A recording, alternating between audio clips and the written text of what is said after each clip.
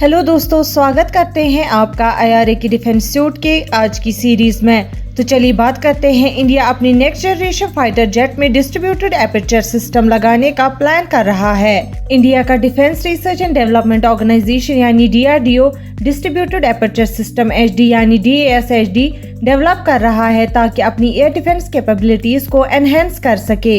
ये project DRDO की leading lab electronics research and development establishment यानी LRDE के द्वारा लीड किया जा रहा है। DAS-HD हाई डेफिनेशन सेंसर्स का यूज करके बनाया गया है और ये एक मल्टी लाइन रिप्लेसेबल यूनिट यानी LRU सिस्टम के रूप में इन्विजन किया गया है, जो मेंटेनेंस और फ्यूचर अपग्रेड्स को आसान बनाता है। इसके कोर फंक्शनैलिटीज में autonomous threat detection, advanced tracking और एक्यूरेट थ्रेट आइडेंटिफिकेशन शामिल है। ये टेक्नोलॉजिकल लीप इंडियन एयरफोर्स के फ्यूचर फाइटर प्रोग्राम्स, खासकर 5th generation advanced medium combat aircraft यानी एमका में सिग्निफिकेंट योगदान करेगा।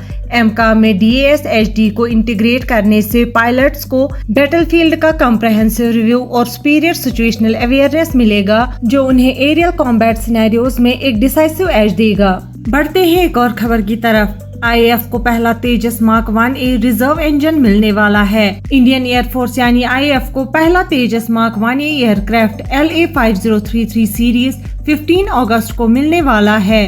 पहली फ्लाइट एक कैटेगरी B इंजन से पावर्ड थी, जो पहले यूज किया गया हो सकता है या पहले के GE सप्लाई कॉन्ट्रैक्ट से अनयूज्ड रहा हो सकता है। हिंदुस्तान एरोनॉटिक्स लिमिटेड यानी HAL डिलीवरी डेडलाइन को पूरा करने के लिए ऑप्टिमिस्टिक है और एयरक्राफ्ट में नए इक्विपमेंट के लिए ज्यादातर मैंडेटेड ट्रायल सक्सेसफुली कंप्लीट कर चुका है। पहली फ्लाइट के लिए रिजर्व इंजन का यूज ओवरऑल प्रोग्राम को सिग्निफिकेंटली इम्पैक्ट नहीं करेगा और अब फोकस ये इंश्योर करने पर है कि सब्सिक्वेंट फ्लाइट टेस्ट नए F404 IN-20 इंजन के साथ कंडक्ट किया जाए। तेजस मार्क 1A का टाइमली डिलीवरी IAF के फाइटर फ्लीट को एडवांस्ड कैपेबिलिटीज के साथ एनहेंस करने के एफर्ट्स के लिए क्रूशियल है। बढ़ते हैं एक और खबर की तरफ। थीसनक्रफ ने इंडियन सबमरीन कंपटीशन में सीवर्दी AIP एडवांटेज को हाईलाइट किया।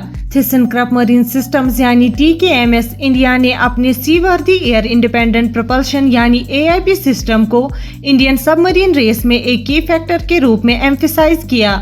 न्यू दिल्ली में एक प्रेस कॉन्फ्रेंस के दौरान TKMS इंडिया के हेड खलील रहमान ने कहा कि T214 सबमरीन का ऑपरेशनल AIP सिस्टम, जो अंडर वाटर एंडोरेंस के लिए जरूरी है, नवंतिया के AIP सिस्टम से काफी बेहतर है, जो सिर्फ लैंड बेस्ड फैसिलिटी में दिखाया गया था। फ्रेंच और रशिया ऑफरिंग को रिजेक्ट कर दिया गया क्योंकि उनके पास सबमरीन पर already fitted suitable AIP system नहीं था। कोरियन KSS 3 एक और सबमरीन थी जिसमें सीवर्दी AIP सिस्टम था। नवंतिया का कहना है कि उनका SAT सुपीरियर AIP सिस्टम रखता है, लेकिन ये क्लेम सिर्फ लैंड बेस्ड डेमोन्स्ट्रेशन पर आधारित है जो इंडियन नेवी टीम ने स्पेन में देखा। इंडियन नेवी का नेक्स्ट जनरेशन सबमरीन का डिसीजन अभी तक नहीं हुआ है। बढ़ते हैं एक और खबर की तरफ।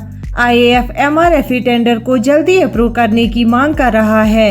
इंडियन एयरफोर्स यानी IAF मिनिस्ट्री ऑफ डिफेंस से 114 मल्टी रोल फाइटर एयरक्राफ्ट यानी MRFA की प्रोक्योरमेंट को जल्दी करने की मांग कर रहा है। IAF ने मिनिस्ट्री ऑफ डिफेंस से रिक्वेस्ट किया है कि पेंडिंग MRFA टेंडर के एक्सेप्टेंस ऑफ नेसेसिटी यानी AON को प्रायोरिटी दी जाए, जो पिछले साल से पेंडिंग है। AON जरूरी है क्योंकि ये प्रोग्राम को फंड करने के लिए बजटरी अप्रूवल्स देता है, जो IAF को इंटरेस्टेड ग्लोबल एविएशन गेंट्स को रिक्वेस्ट फॉर प्रपोजल यानी RFP इशू करने की अनुमति देता है।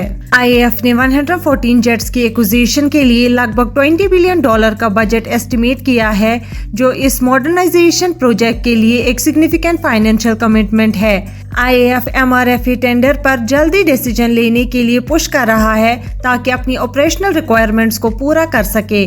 आज के वीडियो में बस इतना ही। मिलते हैं अगली खबर के साथ अगली वीडियो में।